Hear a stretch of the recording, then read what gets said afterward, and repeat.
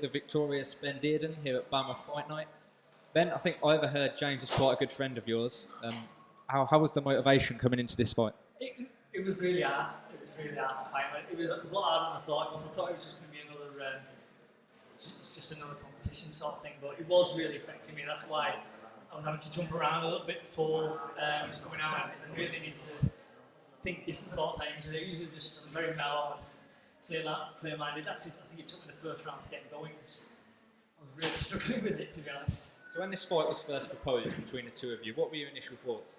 Yeah, I'd love to fight him. I know he's a warrior.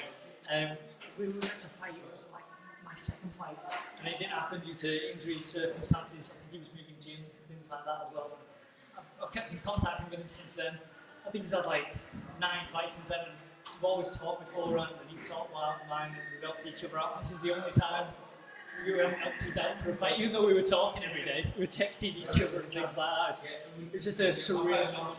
But he definitely surprised me on some of that. Take us through the performance. You look fairly comfortable on top. You got some nice technical takedowns. There was transitions back and forth. How were you feeling?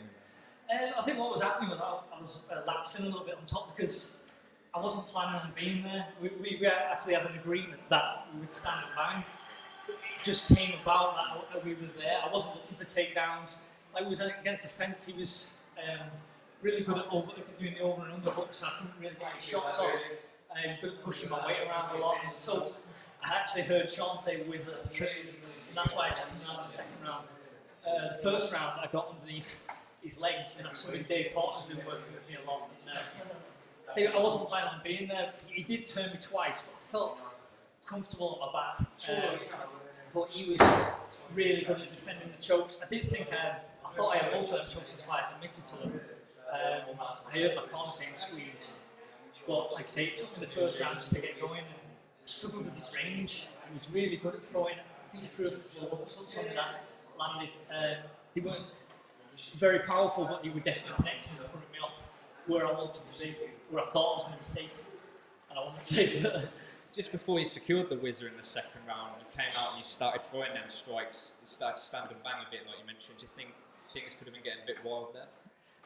No, I don't think it was wild. I think it was really. I felt it was very technical. He was, like I say, he was catching me when he needed to. I couldn't get in the. I wanted to be almost like where his wrist is. I wanted my head to be where his wrist is, so he take the power away from his shots. And I wasn't throwing any kicks, which is very, very irregular for me. Like I say, I've been on an 8-9 month layoff since a knee injury, so it was a bit of an icebreaker for us as well. And no one better to think of fighting. And it takes through the armbar submission. It looked like you got the tap out fairly quickly after securing the hold. Is that correct, or how did it feel? Yeah, I think his shin was originally across the back of his head, and I made him turn. I got it as he was transitioning. I think he was trying to roll like his back, and it was just there. It was one of my favourite arm bars. I don't think I've lasted it on. If I did, I'm sorry, but I realised it was the end of the round. But I didn't think he was going to tap me, because I had so many other submissions like before then. I didn't think he was on. He tapped. I was glad he tapped because he suffered a bad injury a while ago with my friend Callum Game, and I don't want him to go through that again. Congratulations once again. This is my first BAMMA Fight Night.